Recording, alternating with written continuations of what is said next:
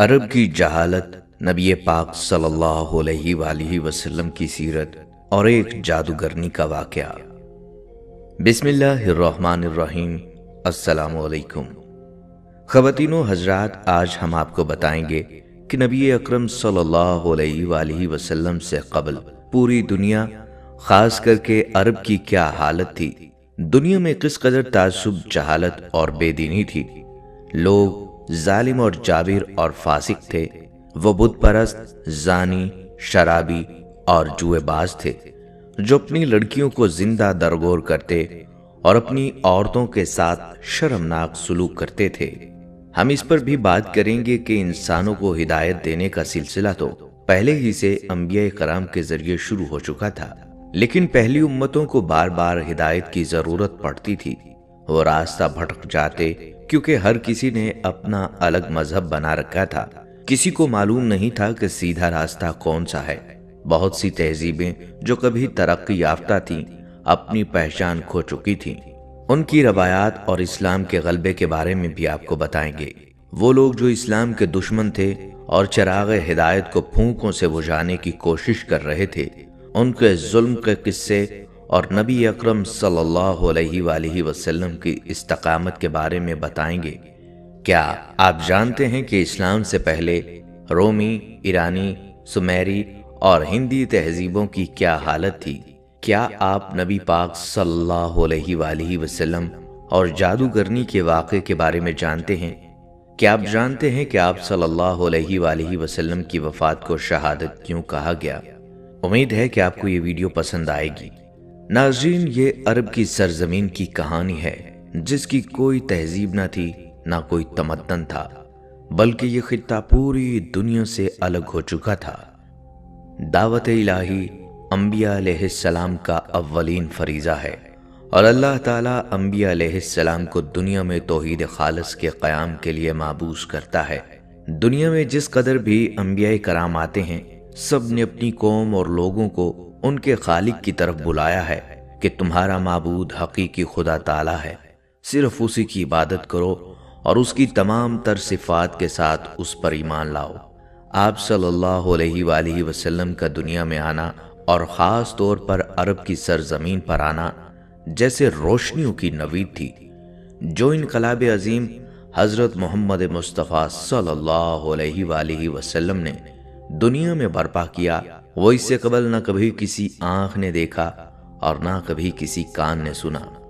یہ کہانی شروع ہوتی ہے جب سرزمین عرب میں ہر طرف ظلم و ستم، جبر و تشدد اور وحشت و بربریت نے ڈیرے ڈال رکھے تھے۔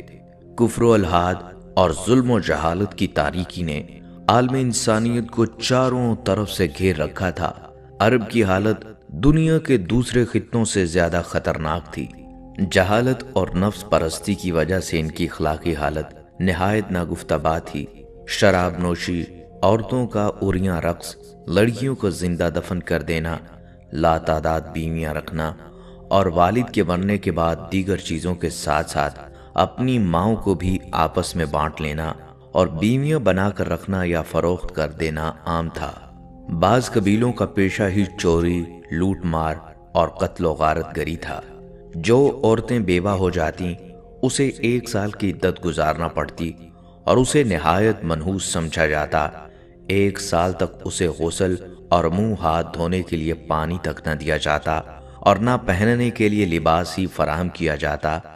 جیسے کہ حدیث پاک میں ہے، جب کسی عورت کا خامند مر جاتا تو وہ ایک کوٹھڑی میں داخل ہو جاتی، خراب کپڑے پہن لیتی اور خوشبو کو ہاتھ تک نہ لگاتی، یہاں تک کہ سال گزر جاتا۔ بے حیائی اس حد تک عام ہو چکی تھی کہ حج کے موقع پر ہزاروں لوگ جمع ہوتے، لیکن قریش کے سوا سب مرد اور عورتیں برہنہ حالت میں طواف کرتے۔ حشرات الارض یعنی چھپکلی، بچھو، چھچھوندر، چوہے اور سانپ تک کھا جاتے۔ یتیموں کا مال کھانا اور غریبوں کو ستانا عام تھا۔ معاشی زندگی میں سود کا نظام رائج تھا۔ عورتوں اور بچوں تک کو گروی رکھ دیا جاتا۔ جیسا کہ ارشاد ہے، لوگ بچیوں کو زندہ درگور کر دیتے۔ ان تمام برائیوں کے باوجود اہل عرب میں کچھ ایسی خصوصیات بھی تھیں جو آج کل کے مہذب اور ترقی یافتہ دور میں بھی ہمیں نظر نہیں آتی۔ مثلاً ایفائے عہد۔ حجاز کا عرب نہ کسی کا محکوم تھا اور نہ حفظ ملک گیری رکھتا تھا۔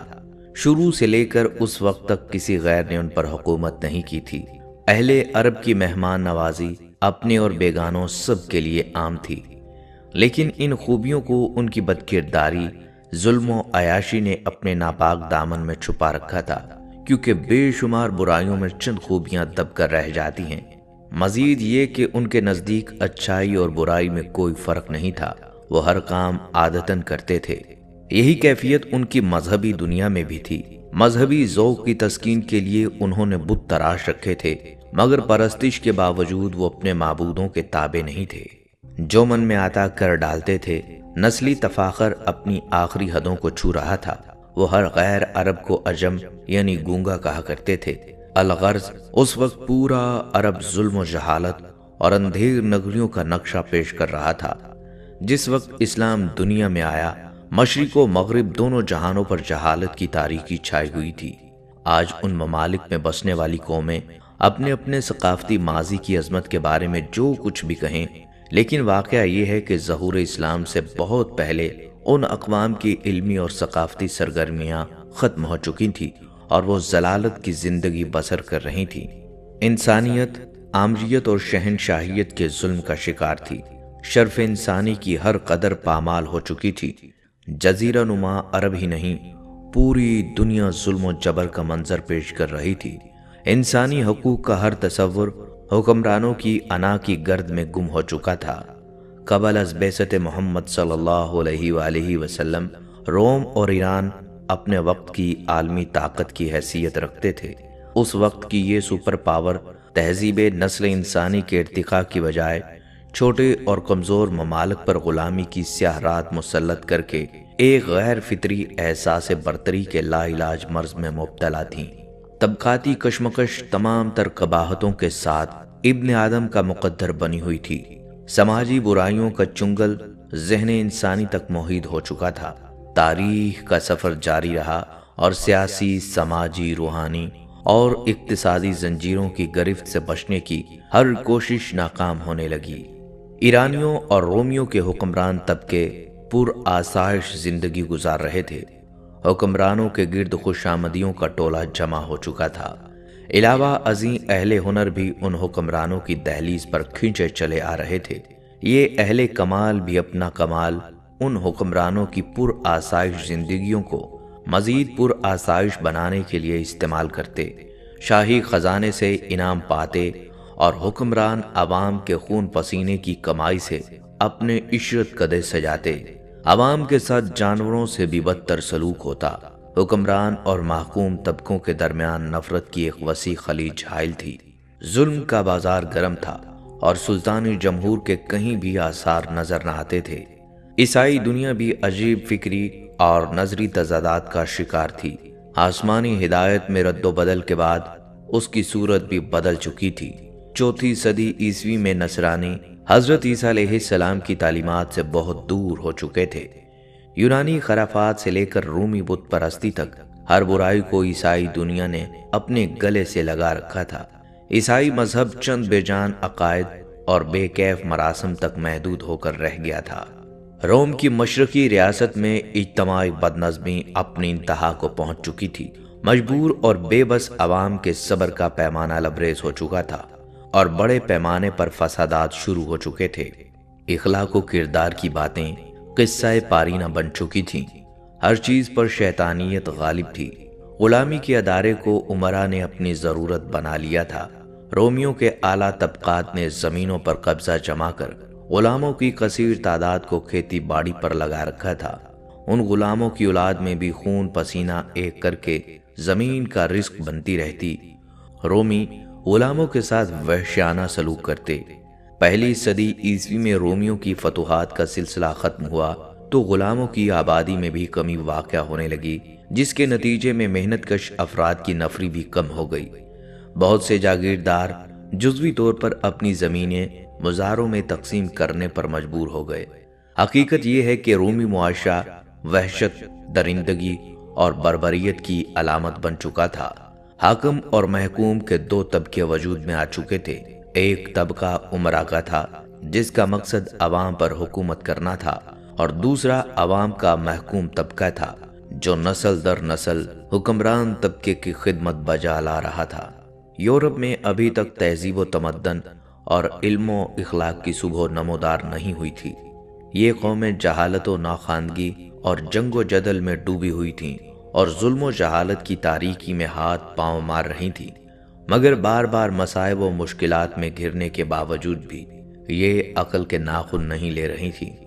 دوسری طرف یہ قومیں مہذب اور متمدن معاشرہ سے بالکل الگ تھلگ گھٹا گھوپ اندھیروں میں ٹامک ٹوئیاں مار رہی تھیں، اور ترقی یافتہ تمام قومیں ان سے تقریباً نا آشنا تھیں۔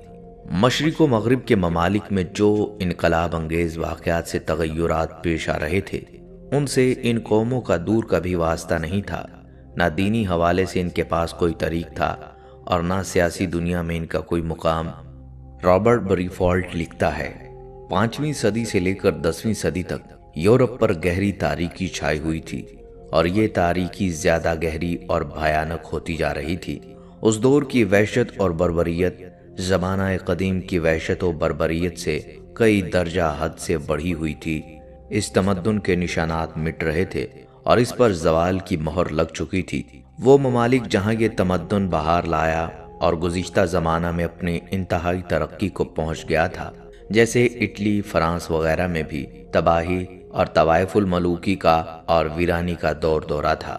براعظم ایشیا، یورپ اور افریقہ میں بسنے والے یہودی دنیا کی دیگر تمام اقوام سے اس لحاظ سے ممتاز تھے کہ ان کے پاس آسمانی دین کا بہت زیادہ علم تھا، لیکن یہ یہودی دیگر وجوہات کی بنا پر مذہب و سیاست اور تہذیب و تمدن میں وہ مقام نہیں رکھتے تھے کہ دوسروں پر زیادہ اثر انداز ہو سکیں۔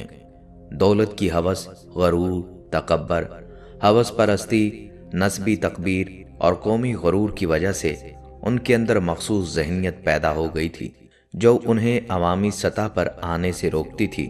راہ حق سے لوگوں کو منع کرنا ان کی فطرت ثانیہ تھی۔ قرآن نے ان کی اخلاقی پستگی، مسخ شدہ ذہنیت اور اجتماعی فساد کی بڑی احسن انداز میں نقشہ کشی کی ہے۔ یہودیوں اور عیسائیوں کی باہمی رقابت 6 صدی عیسوی کے آخر میں اپنی آخری حدوں کو چھو رہی تھی۔ ایک دوسرے کو ذلیل و رسوا کرنے، خون بہانے اور مفتوح اقوام کے ساتھ غیر انسانی سلوک روا رکھتے۔ اس صفاقی جبر و تشدد اور اس وحشت و بربریت کے اس ماحول میں جس کا مظاہرہ یہ دونوں مذاہب وقتاً فوقتاً کرتے رہتے تھے، ان سے کیا توقع کی جا سکتی تھی کہ وہ اپنے دور حکومت میں انسانیت کے پاسباں ہوں گے اور حق و انصاف اور عدل و مساوات کی اقدار کی پاسداری کریں گے۔ ناظرین، اسلام کی آمد سے قبل دنیا میں بے شمار تہذیبیں عروج و زوال سے دو چار ہوئیں، لیکن آج چند ایک کے سوا سب اپنا تشخص کھو چکی ہیں، جن میں سے چند تہذیبوں کے بارے میں آپ کو بتاتے ہیں۔ جنوبی عراق میں شمال کی طرف سے ایک نئی قوم کے لوگ آ کر آباد ہوئے۔ یہ لوگ اپنے ساتھ دھات کے استعمال کی ترقی یافتہ صنعت اور کمہار کے چاق کی ایجاد لے کر آئے تھے۔ 3000 قبل مسیح سے کچھ عرصہ قبل جنوبی عراق پر اس اجنبی قوم کا قبضہ ہو گیا، جو ایک متمدن قوم تھی، اور یوں سمیری تہذیب وجود میں آئی۔ اہل مصر بھی شاندار تہذیبی روایت کے حامل تھے۔ سمیری تہذیب مصری تہذیب سے قدیم تھی۔ اہل مصر ایک ترقی یافتہ قوم تھے۔ ان کا کلچر سمیری کلچر سے مختلف تھا اور انفرادیت کا حامل تھا۔ مصری قوم میں لیبیا، مغربی ایشیا، سامی، سوڈانی اور توبیائی لوگ بھی شامل تھے، اور یوں ایک مخلوط تہذیب وجود میں آئی جو ثقافتی اعتبار سے بھی توانا روایات کی حامل تھی۔ حکمران فرعون کہلاتے اور ملک کے سیاہ و سفید کے مالک ہوتے، عوام سے بیگار لی جاتی اور ان کے خون کا آخری قطرہ تک نچوڑ لیا جاتا۔ عوام حکمرانوں کے لیے عالیشان عمارتیں تعمیر کرتے اور ان کی ہوس ملک گیری کے لیے اپنی جانیں تک قربان کر دیتے۔ ہتی تہذیب سمیری اور مصری تہذیب کے بعد وجود میں آئی، اس لیے ان دو بڑی تہذیبوں نے اس سے بھرپور استفادہ کیا۔ یہ لوگ 3000 قبل مسیح کے وسط تک اپنے اصل وطن بحیرہ کیسپین میں آباد تھے۔ باوجہ یہ قبائل شام سے ہوتے ہوئے اناتولیا جا پہنچے۔ وہاں انہوں نے مقامی لوگوں سے ابتدائی اصول و ضوابط سیکھے اور پھر شاہراہ ترقی پر گامزن ہو کر 1600 قبل مسیح انہوں نے ایشیائے قوچک میں ایک منظم اور طاقتور حکومت قائم کی۔ فونیقی دراصل سامی نسل کے لوگ تھے۔ ان کے آباء و اجداد 2800 قبل مسیح کے قریب خلیج فارس کے علاقے سے ساحل شام کے علاقے منتقل ہوئے۔ یہاں انہوں نے شہر آباد کیے جو مختلف دستکاریوں کے مراکز تھے۔ تجارت ان کا واحد ذریعہ معاش تھا۔ یہی تجارت ان کی منفرد تہذیب کی بنیاد بنی۔ انہوں نے لسانی اعتبار سے بھی کمال ترقی کی۔ ان کا کارنامہ یہ ہے کہ انہوں نے اپنی زبان کی تمام آوازوں کو 22 حروف تہجی میں لکھنے کا آغاز کیا۔ ان کا دوسرا کارنامہ یہ ہے کہ انہوں نے اسپین کے ساحلوں تک رسائی حاصل کی اور رفتہ رفتہ وہاں اپنی 9 آبادیاں قائم کیں۔ یونان 1600 قبل مسیح ایک نیم وحشی ملک تھا۔ 2000 قبل مسیح آریہ نسل کے جو لوگ یونان میں آئے تھے وہ تہذیب سے اتنے ہی نابلد تھے جتنے مقامی لوگ۔ 8ویں صدی کے وسط سے یونانی قوم میں بیداری کی لہر پیدا ہوئی اور ترقی کے آثار نظر آنے لگے۔ سابقہ 4 صدیوں کے دور کے یونانی لوگ مشترکہ تہذیب و تمدن کی بعض مخصوص اور منفرد خصوصیات قائم کرنے میں کامیاب ہو گئے تھے۔ شہری ریاست اگرچہ یونان سے قبل سمیری تہذیب میں معرض وجود میں آ چکی تھی، لیکن جتنا انہماک اور شوق یونانیوں نے ظاہر کیا اور شہری ریاستوں کے تصور کو اپنی تہذیب کا حصہ بنا لیا، اتنا جوش و خروش خود سمیری تہذیب میں بھی نہیں پایا جاتا تھا۔ یونانی تہذیب و تمدن کے 2 بنیادی رجحان فلسفہ اور سائنس تھے جو بعد میں یورپی اقوام کی مادری ترقی کا باعث بنے۔ تہذیب و تمدن کے ابتدائی مراکز میں جنوب مغربی ایران کا علاقہ خاص اہمیت کا حامل تھا۔ خلیج فارس سے ملا ہوا یہ علاقہ قدیم زمانے میں علام کے نام سے مشہور تھا۔ آثار قدیمہ کی دریافتوں سے یہ چیز ثابت ہو چکی ہے کہ سمیری تہذیب کے ابتدائی زمانے سے علام کے مرکزی شہر سوسا میں ایک ترقی یافتہ تمدن موجود تھا۔ ظہور اسلام کے وقت ایران ایک طاقتور ملک گردانا جاتا تھا، عسکری حوالے سے بھی اور تہذیبی حوالے سے بھی۔ اس لیے ایران کو اس عہد کی سپر پاور سے تعبیر کیا جاتا ہے۔ مگر ظہور اسلام سے کچھ پہلے کی جو آندھی دنیا میں چل رہی تھی، ایران بھی اس سے محفوظ نہ رہ سکا۔ بہرام نے جو 6 صدی عیسوی میں ایران کا حکمران تھا، اپنی بہن سے ازدواجی تعلقات قائم کر رکھے تھے۔ چنانچہ ابن جریر طبری رقم تراز ہیں، شاہ بہرام کی کردیہ نامی ایک بہن تھی جو تمام عورتوں سے بڑھ کر نہایت خوبصورت اور کامل ترین تھی۔ اس نے اس کے ساتھ ازدواجی تعلق قائم کر رکھے تھے۔ ابن جریر طبری دوسری جگہ لکھتے ہیں، یہاں تک کہ وہ کسی بھی آدمی کے گھر میں گھس جاتے تھے اور مال و زن پر قبضہ کر لیتے اور صاحب مکان ان کے خلاف کچھ بھی نہ کر سکتا۔ اسی طرح ہندوستان بھی عالمی منظرنامے میں ثقافتی اور تہذیبی سطح پر زوال کا شکار تھا۔ ہندوستان میں ہندو مت نے بدھ مت کو اپنے اندر ضم کر لیا اور اپنی جنم بھومی سے بدھ مت کا نام و نشان مٹ گیا۔ بدھ مت پر ہندو مت اس حد تک غالب آ چکا تھا کہ بدھ کے ملک کی صورتحال بھی قابل رشک نہ تھی۔ مغل، ترک اور جاپانی مشرق اور وسط ایشیا میں آباد تھے۔ یہ اقوام اپنے عبوری دور میں سے گزر رہی تھیں۔ ان کے پاس نہ کوئی سیاسی نظام تھا اور نہ کوئی عالمی روایت۔ یہ لوگ بت پرستی کی طرف مائل تھے۔ ہندوستان اس وقت اگرچہ ایک سیاسی وحدت نہیں تھا بلکہ ان گنت سیاسی اکائیوں میں تقسیم تھا، تاہم ہندو مت اپنا ایک ثقافتی پس منظر رکھتا تھا۔ اسی ثقافتی توانائی کی بدولت اس نے بدھ مت اور جین مت کو اپنے اندر ضم کر لیا۔ ہندوستان ذات پات کی حد بندیوں میں جکڑا ہوا تھا۔ غیر انسانی بنیادوں پر انسانوں کو 4 طبقات میں تقسیم کر دیا گیا۔ برہمن کی حاکمیت قائم کرنے کے لیے ہر ناجائز فعل کو جائز قرار دے دیا گیا تھا، اور برہمنی سامراج کی گرفت سماج پر اتنی مضبوط تھی کہ برہمنوں کی مرضی کے بغیر حکمران بھی کوئی قدم نہیں اٹھا سکتے تھے۔ جنسی خواہشات اور شہوانی جذبات کو ابھارنے والے عناصر جس قدر ہندوستان کے قدیم تہذیب و تمدن میں تھے، کسی دوسرے ملک میں نہیں پائے جاتے تھے۔ منو شاستر کے مطابق کتے، بلی، مینڈک، کوے، الو اور شودر کو مارنے کا کفارہ قرار دیا گیا۔ برہمنی سامراج میں عورت انتہائی قسم پرسی کے دن بسر کر رہی تھی۔ مرنے والے کے شوہر کے ساتھ اسے بھی جل مرنا ہوتا یا ساری عمر بیوگی کی زندگی بسر کرتی اور اسے سماج کے طعنوں کا ہدف بننا پڑتا۔ سرزمین ہند غیر انسانی روایات کی آماجگاہ بن چکی تھی۔ جہالت اور توہم پرستی نے ذہن انسانی کو اپنی گرفت میں لے رکھا تھا۔ ناظرین، ہندوستان کا علمی اور ثقافتی ماضی کتنا ہی تابناک کیوں نہ ہو، مگر ظہور اسلام کے زمانے میں جب بدھ مت کے مقابلے میں برہمنیت کو عروج ملا تو اس کے تعصب اور تنگ نظری نے اپنے حریفوں کی بیخ کنی کے ساتھ ساتھ ان کی علمی سرگرمیوں کو بھی مٹا ڈالا۔ چنانچہ ان کے علمی اور حکمی کارنامے کچھ محفوظ ہیں تو صرف غیر ملکی، مثلاً چینی، تبتی یا عرب مصنفین کے یہاں ملتے ہیں۔ شروع میں ان کی طب اور حیت کی طرف مسلمانوں نے توجہ کی، مگر جلد ہی انہیں اس کی محدودیت کا اندازہ ہو گیا۔ چنانچہ البیرونی نے، جو ہندوؤں کے قدیم علوم کو زندہ رکھنے کے لیے مشہور ہے، ایک مستقل لکھی اور یہ ثابت کیا کہ علم الحساب، جو ہندوؤں کا عظیم کارنامہ ہے، میں بھی عرب فائق ہیں۔ رومی سلطنت اپنے زمانے کی دوسری سپر پاور تھی۔ یہ اپنے وقت میں دنیا کی سب سے بڑی حکومت تھی، جو بحیرہ روم کے چاروں طرف 3 براعظموں میں پھیلی ہوئی تھی۔ رومی ایک جاندار اور شاندار تہذیب کے وارث تھے۔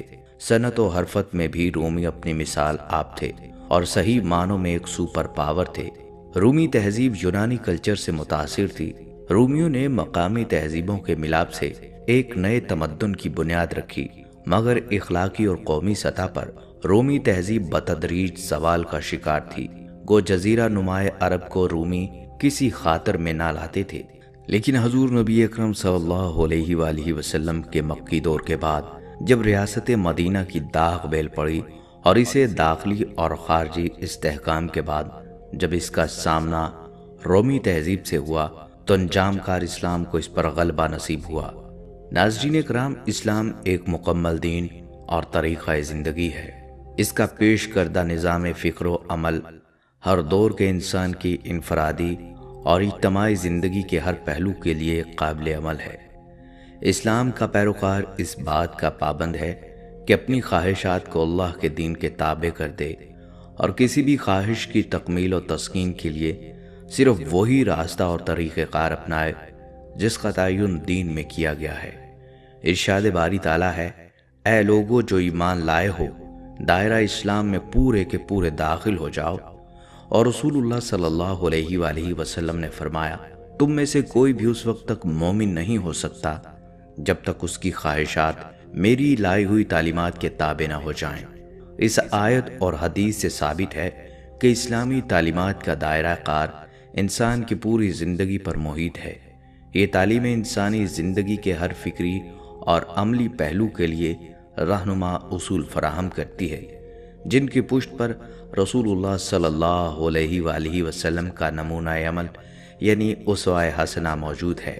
اسلامی تہذیب میں اقوال عالم کی تہذیبوں کی قیادت اور اصلاح کی بھرپور صلاحیت پائی جاتی ہے۔ کسی بھی قوم کی تہذیب میں پائی جانے والی کوئی بھی خوبی در حقیقت اسلامی تہذیب سے ماخوذ ہے۔ ڈاکٹر بی کے نریان لکھتے ہیں، اسلام دنیا میں اس وقت ظہور پذیر ہوا جب قدیم تہذیبیں مثلاً بازنطینی، ایرانی اور ہندوستانی تہذیبیں خشک ہو چکی تھیں اور ہر جگہ لوگ جابر طبقے اور ظالمانہ نظاموں سے نجات کے منتظر تھے، جو کہ قدیم تہذیبوں کی مشترکہ خصوصیت تھی۔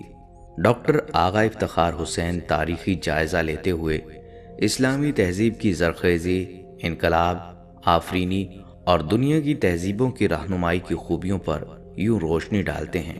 انسان کی تہذیبی تاریخ میں اسلام کی حیثیت ایک دین فطرت ہی کی نہیں، بلکہ ایک عظیم ذہنی اور معاشرتی انقلاب کی بھی ہے۔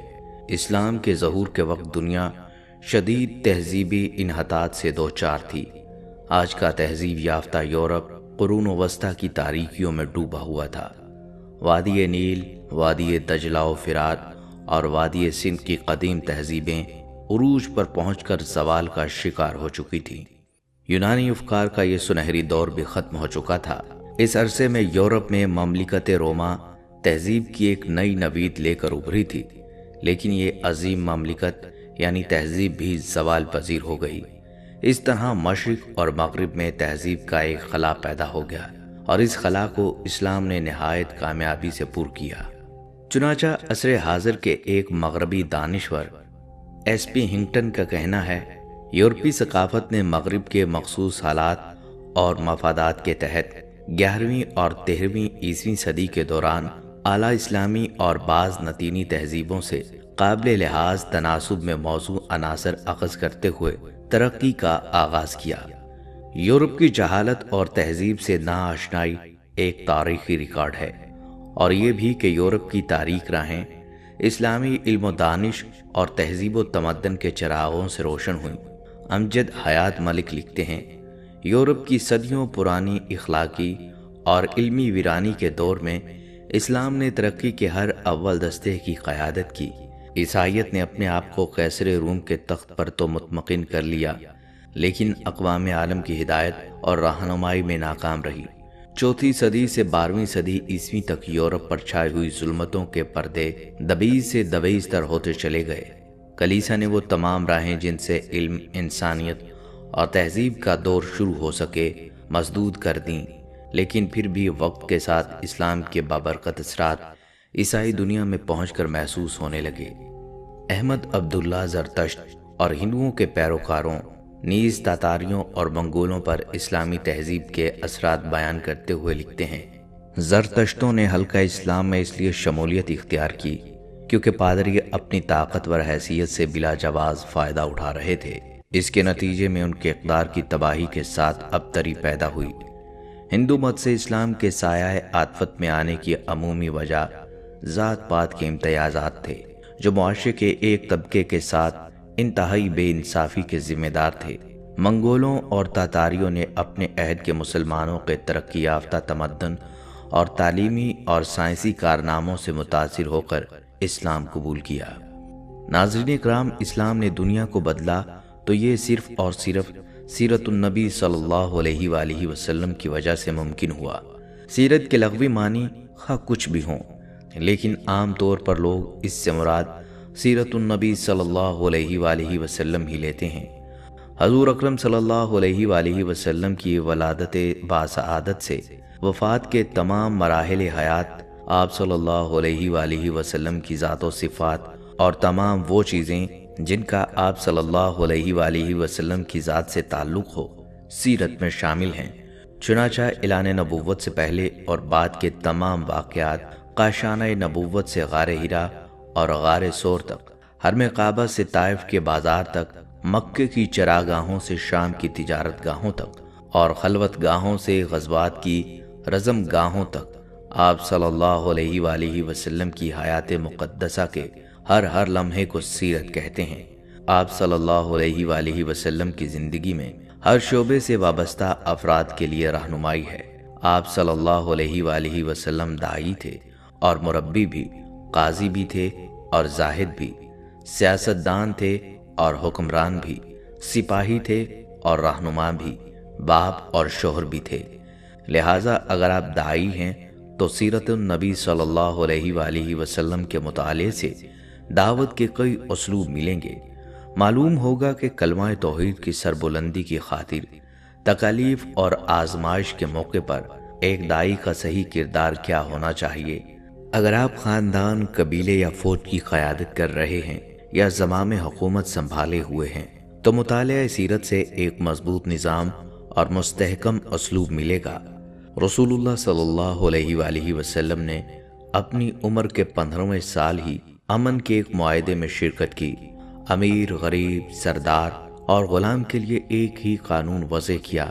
رفاہی خدمات میں پیش رہے ایک مکمل معاشی نظام پیش کیا، جس کے مطابق تجارت کر کے مسلمانوں نے زمام تجارت، جس پر عرصے سے یہودی قابض تھے، اپنے ہاتھ میں لے لی۔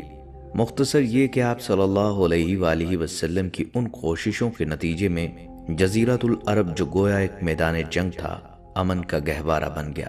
جہاں بھائی بھائی کا دشمن تھا، وہاں پورا معاشرہ باہم شیر و شکر ہو گیا۔ معاشرے میں یہ سب تبدیلیاں کیسے آئیں، یہ جاننے کے لیے بھی مطالعہ سیرت انتہائی ضرورت ہے۔ آپ صلی اللہ علیہ وآلہ وسلم کی عمر مبارک کے 20ویں سال کا ایک واقعہ ہے۔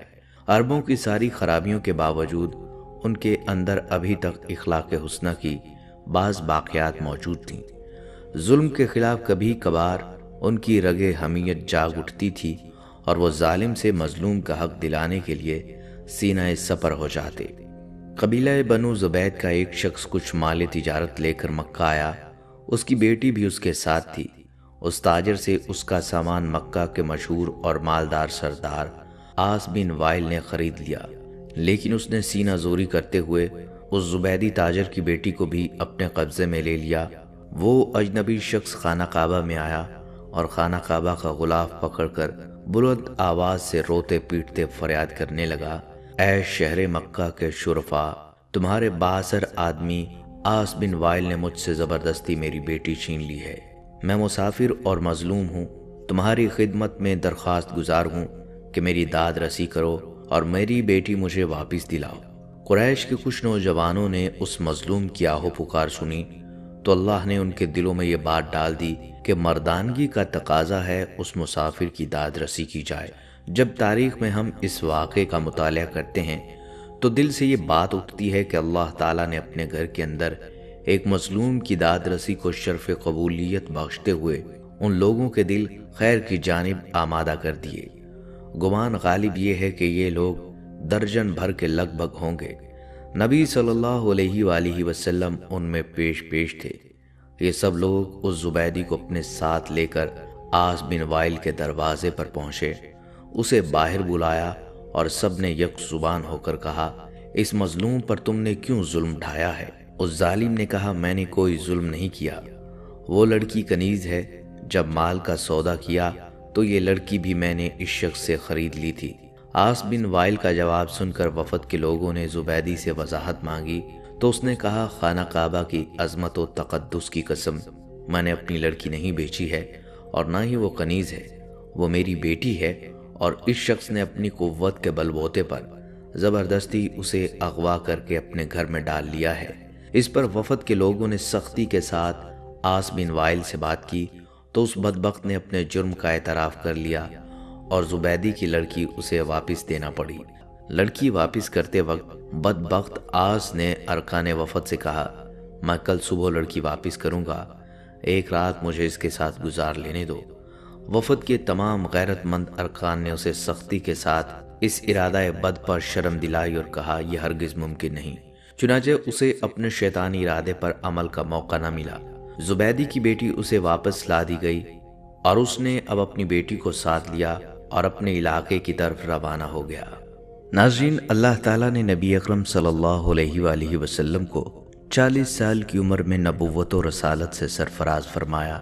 نبوت سے نوازے جانے کے بعد آپ صلی اللہ علیہ وآلہ وسلم 13 سال تک مکہ مکرمہ میں رہے۔ یہ زمانہ آپ صلی اللہ علیہ وآلہ وسلم کی مکی زندگی کہلاتا ہے۔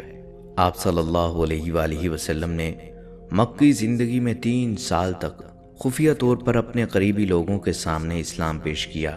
پھر آپ صلی اللہ علیہ وآلہ وسلم نے 10 سال تک کھلم کھلا اشاعت اسلام کا کام کیا۔ اس کے بعد آپ صلی اللہ علیہ وآلہ وسلم یثرب ہجرت کر گئے۔ اشاعت اسلام کی وجہ سے کفار مکہ آپ صلی اللہ علیہ وآلہ وسلم کے جانی دشمن ہو گئے۔ جب نبی اکرم صلی اللہ علیہ وآلہ وسلم نے اپنی نبوت جب تک نبی اکرم صلی اللہ علیہ وآلہ وسلم نے اپنی نبوت اور رسالت کا اعلان نہیں کیا تھا، اس وقت آپ صلی اللہ علیہ وآلہ وسلم مکہ میں ایک عقل مند، دانشور، امین اور صادق اور ایک اچھے انسان کے نام سے جانے جاتے تھے۔ جیسے ہی آپ صلی اللہ علیہ وآلہ وسلم نے نبوت کا اعلان کیا تو لوگوں نے آپ صلی اللہ علیہ وآلہ وسلم کو جادوگر اور کاہن و ساحر جیسے معیوب لقب سے مشہور کرنے کی کوشش کی تاکہ لوگ آپ صلی اللہ علیہ وآلہ وسلم کے قریب نہ جائیں اور آپ کی باتیں نہ سنیں۔ طارق بن عبداللہ محاربی رضی اللہ تعالیٰ عنہ فرماتے ہیں، میں نے اللہ کے رسول صلی اللہ علیہ وآلہ وسلم کو بازار ذی المجاز میں دیکھا جبکہ میں خرید و فروخت میں مشغول تھا۔ آپ صلی اللہ علیہ وسلم سرخ جبہ زیب تن کیے ہوئے تھے اور بلند آواز میں یہ فرماتے جاتے تھے، اے لوگو، لا الہ الا اللہ کہو، فلاح پاؤ گے۔ ایک شخص آپ صلی اللہ علیہ وآلہ وسلم کے پیچھے پیچھے پتھر مارتا جاتا تھا، جس سے آپ صلی اللہ علیہ وآلہ وسلم کی پنڈلی اور ایڑی خون آلود ہو گئے۔ وہ شخص ساتھ ساتھ یہ بھی کہتا جاتا تھا، اے لوگو، اس کی بات نہ سننا، یہ جھوٹا ہے۔ محاربی فرماتے ہیں کہ میں نے پوچھا یہ شخص یعنی آپ صلی اللہ علیہ وسلم کون ہے؟ لوگوں نے جواب دیا کہ یہ لڑکا بنی عبد المطلب سے ہے۔ پھر میں نے پوچھا وہ شخص کون ہے جو اس کا پیچھا کر رہا ہے اور پتھر مار رہا ہے؟ لوگوں نے جواب دیا یہ آپ کا چچا عبدالعزہ یعنی ابو لہب ہے۔ بازار ذی المجاز میں آپ صلی اللہ علیہ وآلہ وسلم پر ابو جہل کا مٹی پھینکنا۔ بنو مالک بن کنانہ کے ایک شیخ کہتے ہیں، میں نے اللہ کے رسول صلی اللہ علیہ وآلہ وسلم کو بازار ذی المجاز میں دیکھا کہ یہ فرماتے تھے، اے لوگو، لا الہ الا اللہ کہو، فلاح پاؤ گے۔ راوی فرماتے ہیں کہ ابو جہل آپ صلی اللہ علیہ وسلم پر مٹی پھینکتا اور یہ کہتا تھا، اے لوگو، خیال رکھنا یہ شخص تم کو تمہارے دین کے حوالے سے دھوکہ نہ دے دے، کیونکہ اس کا ارادہ ہے کہ تم لات و عزہ کو چھوڑ دو، جبکہ رسول پاک صلی اللہ علیہ وآلہ وسلم اس کی طرف ذرہ برابر بھی التفات نہیں فرماتے تھے۔ ایک دفعہ نبی اکرم صلی اللہ علیہ وسلم کعبہ شریف کے پاس نماز ادا کر رہے تھے۔ ابو جہل اور اس کے ساتھی وہاں بیٹھے تھے۔ تم میں سے کون ہے جو فلاں قبیلے کی اونٹنی کی اوجھڑی لائے اور جب محمد صلی اللہ علیہ وسلم سجدے میں جائیں تو اس کی پشت پر رکھ دے؟ عقبہ بن ابی معیط جو نہایت ہی بدبخت، شقی القلب اور ملعون تھا، وہاں سے اٹھا اور اوجھڑی لے کر آیا۔ وہ آپ صلی اللہ علیہ وآلہ وسلم کے سجدہ کرنے کا انتظار کرنے لگا۔ جب آپ صلی اللہ علیہ وآلہ وسلم نے سجدے کے لیے اپنے چہرہ مبارک کو زمین بوس کیا تو اس نالائق نے آپ صلی اللہ علیہ وآلہ وسلم پر اس اوجھڑی کو کندھوں کے درمیان رکھ دیا۔ آپ صلی اللہ علیہ وسلم اس وجہ سے اٹھ نہیں پا رہے تھے، سجدہ کی ہی حالت میں پریشان تھے۔ دوسری طرف ابو جہل اور اس کے بے غیرت ساتھی سب کے سب ہنسنے اور ٹھاٹھے مارنے لگے۔ حضرت عبداللہ بن مسعود رضی اللہ تعالیٰ عنہ یہ سب کچھ دیکھ رہے تھے، مگر اپنی کمزوری اور ظلموں کے خوف سے رسول خدا صلی اللہ علیہ وآلہ وسلم کا دفاع کرنے سے عاجز تھے۔ پھر آپ صلی اللہ علیہ وآلہ وسلم کی لخت جگر حضرت فاطمہ رضی اللہ تعالیٰ عنہا آئیں اور اوجھڑی کو آپ صلی اللہ علیہ وآلہ وسلم کی پشت مبارک سے ہٹایا۔ حضرت عروہ بن زبیر رحمۃ اللہ علیہ نے حضرت عبداللہ بن عمر بن عاص رضی اللہ تعالیٰ عنہ سے پوچھا، مجھے اس سخت ترین تکلیف سے باخبر کیجیے جس سے مشرکین نے آپ صلی اللہ علیہ وآلہ وسلم کو دوچار کیا۔ انہوں نے فرمایا، ایک بار نبی صلی اللہ علیہ وسلم حتیم میں نماز ادا کر رہے تھے، اچانک عقبہ بن ابی معیط آیا اور آپ صلی اللہ علیہ وآلہ وسلم کی گردن میں اپنا کپڑا ڈال دیا۔ پھر اس نے سخت طریقے سے آپ صلی اللہ علیہ وآلہ وسلم کا گلا گھونٹا۔ پھر ابو بکر صدیق رضی اللہ تعالیٰ عنہ آئے اور انہوں نے عقبہ کا مونڈھا پکڑا اور اس کو نبی صلی اللہ علیہ وآلہ وسلم سے ہٹایا اور فرمایا، کیا تم مار ڈالو گے ایک شخص کو صرف اس وجہ سے کہ وہ کہتا ہے کہ میرا رب اللہ ہے؟ اپنی زندگی میں رسول اللہ صلی اللہ علیہ وسلم اور ان کے ساتھیوں کو ان کے عقائد کی وجہ سے ستایا گیا، ان کا بائیکاٹ کیا گیا، یہاں تک کہ آپ صلی اللہ علیہ وسلم پر براہ راست حملے بھی کیے گئے۔ ان چیلنجز کے باوجود آپ صلی اللہ علیہ وسلم امن اور سماجی انصاف کا پیغام پھیلانے کے عزم سے کبھی پیچھے نہیں ہٹے۔ انہوں نے اپنی اہلیہ اور قریبی ساتھیوں کی وفات سمیت کئی غم اٹھائے، یہاں تک کہ اپنے پیروکاروں کے ساتھ مل کر مساوات، انصاف اور بھائی چارے کے اصول پر مبنی ایک نیا معاشرہ قائم کرنے میں کامیاب ہو گئے۔ ناظرین، ایک یہودی جس کا نام لبید بن عاصم یہودی تھا، اس نے حضور اقدس صلی اللہ علیہ وآلہ وسلم پر جادو کر دیا تھا۔ بعض روایات میں آتا ہے کہ لبید بن عاصم جس نے نبی صلی اللہ علیہ وآلہ وسلم پر جادو کیا تھا، اس نے اپنی لڑکیوں کو جادو سکھایا تھا اور ان لڑکیوں نے تانت کے دھاگے کو لے کر اس میں گرہیں باندھی تھی اور تانت کے دھاگے کو کنگے کے اندر لگا دیا تھا۔ ناظرین اکرام، مدینہ منورہ میں ایک یہودی عورت رہتی تھی، اس کا نام لبیتۃ الحمرا تھا۔ وہ ایک بڑی ہی خبیث اور بدذات عورت تھی اور وہ آپ صلی اللہ علیہ وآلہ وسلم سے بہت زیادہ جلتی تھی۔ وہ چاہتی تھی کہ آپ صلی اللہ علیہ وآلہ وسلم اللہ کو پیارے ہو جائیں۔ ایک دن اس نے ایک جادوگر کے پاس جا کر کہا کہ وہ آپ صلی اللہ علیہ وآلہ وسلم پر جادو کریں کہ وہ بیمار ہو جائیں۔ جادوگر نے اسے تعویذ دیا اور حکم دیا اس تعویذ کو آپ صلی اللہ علیہ وآلہ وسلم کے کسی گھر میں چھپا دیں۔ جادوگر نے اس کی بات پر عمل کیا اور تعویذ کو آپ صلی اللہ علیہ وآلہ وسلم کے گھر میں کسی جگہ چھپا دیا۔ ایک دن حضور صلی اللہ علیہ وآلہ وسلم کے صحابی حضرت زید بن حارثہ رضی اللہ تعالیٰ عنہ کو ایک خواب آیا۔ خواب میں انہوں نے اس تعویذ کے متعلق دیکھا، پھر انہوں نے اپنا خواب آپ صلی اللہ علیہ وآلہ وسلم کو بتلایا۔ آپ صلی اللہ علیہ وآلہ وسلم نے حکم دیا وہ تعویذ تلاش کریں۔ حضرت زید بن حارثہ رضی اللہ تعالیٰ عنہ نے آپ صلی اللہ علیہ وآلہ وسلم کے گھر کو تلاش کیا اور آخر کار انہوں نے تعویذ کو ایک کنویں میں پایا۔ حضرت زید بن حارثہ رضی اللہ تعالیٰ عنہ تعویذ کو حضور صلی اللہ علیہ وآلہ وسلم کے سامنے لائے۔ آپ صلی اللہ علیہ وآلہ وسلم نے تعویذ کو پکڑ کر پھاڑ دیا۔ جادوگرنی کو جب معلوم ہوا کہ آپ صلی اللہ علیہ وآلہ وسلم اللہ کے نبی ہیں اور اللہ کی مدد آپ صلی اللہ علیہ وآلہ وسلم کے ساتھ ہے اور کوئی ان کا کچھ بگاڑ نہیں سکتا، تو اس نے آپ صلی اللہ علیہ وآلہ وسلم سے معافی مانگی۔ آپ صلی اللہ علیہ وآلہ وسلم نے اسے معاف کر دیا، لیکن اسے سخت سزا دی گئی۔ اسے مدینہ منورہ سے نکال دیا گیا اور یہودیوں کے علاقے میں بھیج دیا گیا۔ فتح خیبر کے بعد رسول اللہ صلی اللہ علیہ وسلم کچھ دنوں تک زرعی زمینوں اور باغوں کے انتظامات اور غنائم کی تقسیم کے کاموں میں مصروف رہے۔ ظاہر ہے ان کاموں کے لیے قیام وہیں ضروری تھا۔ اسی دوران ایک عورت نے جس کا نام زینب بنت الحارث تھا، جو سلام بن مشکم کی بیوی تھی، رسول اللہ صلی اللہ علیہ وآلہ وسلم کو زہر دے کر نعوذ باللہ ہلاک کرنے کی سازش کرتی ہے۔ اس نے پروگرام بنایا کہ آپ صلی اللہ علیہ وآلہ وسلم کو بکری کا بھنا ہوا گوشت پیش کیا جائے اور اس میں زہر ملا دیا جائے۔ پہلے اس نے صحابہ سے یہ معلوم کیا کہ آپ صلی اللہ علیہ وآلہ وسلم کو بکری کا کون سا حصہ مرغوب ہے۔ لوگوں نے بتلایا کہ آپ صلی اللہ علیہ وسلم بکری کی ران شوق سے نوش فرماتے ہیں۔ اس منحوس عورت نے بکری ذبح کی اور اس کا گوشت زہر آلود کر دیا، خاص طور پر بکری کی ران پر زیادہ زہر لگا دیا۔ اسے آپ صلی اللہ علیہ وآلہ وسلم کے خیمے میں لے کر آئی۔ آپ نماز مغرب ادا کر کے خیمے میں تشریف لائے۔ دیکھا تو ایک عورت خیمے کے باہر آپ صلی اللہ علیہ وآلہ وسلم کا انتظار کر رہی تھی۔ آپ نے آنے کا سبب پوچھا۔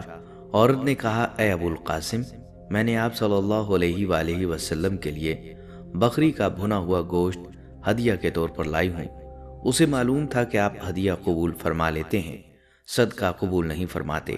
آپ صلی اللہ علیہ وآلہ وسلم نے صحابہ رضی اللہ تعالیٰ عنہم سے فرمایا، اس سے کھانا لے لو۔ اس کے بعد آپ صلی اللہ علیہ وآلہ وسلم سے جو اس وقت وہاں موجود تھے کھانے کے لیے فرمایا۔ آپ صلی اللہ علیہ وآلہ وسلم نے بکری کا بازو لے لیا اور اسے منہ میں رکھا۔ حضرت بشر بن برا بن معمور نے بھی گوشت کا ایک ٹکڑا منہ میں رکھ لیا۔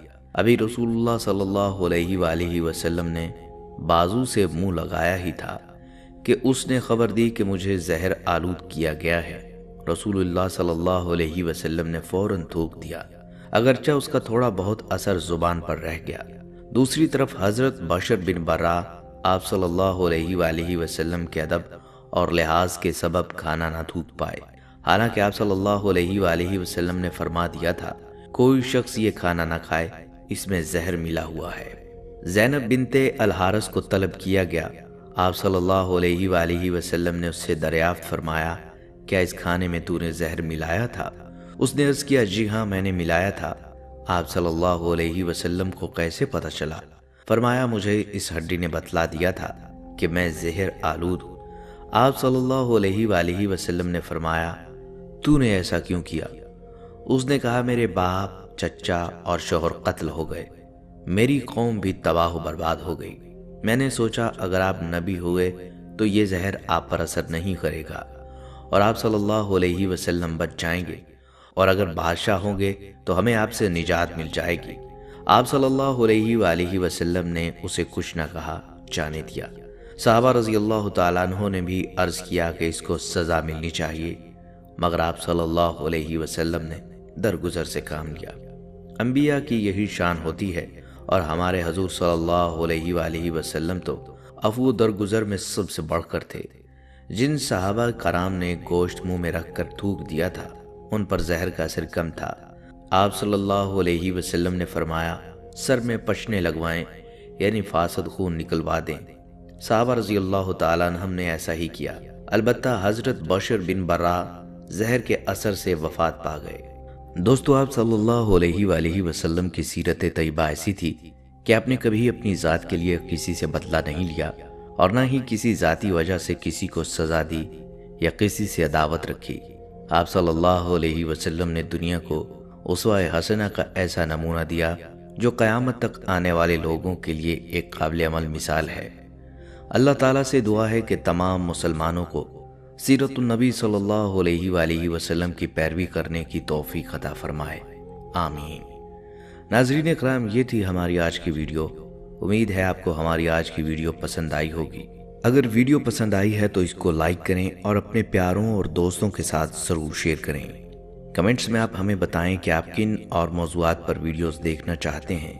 اس کے ساتھ ساتھ آپ کمنٹس میں ہم سے سوالات بھی پوچھ سکتے ہیں، لیکن یہ سب کرنے سے پہلے ہمارے چینل کو سبسکرائب کر لیں اور بیل کے بٹن کو بھی پریس کر دیں تاکہ ہماری معلوماتی ویڈیوز کا نوٹیفیکیشن آپ کو بر وقت مل سکے اور آپ علم کے خزانے سے مستفید ہو سکیں۔ ملاقات ہوگی اگلی آنے والی ویڈیو میں، تب تک کے لیے اللہ حامی و ناصر ہو۔ فی امان اللہ۔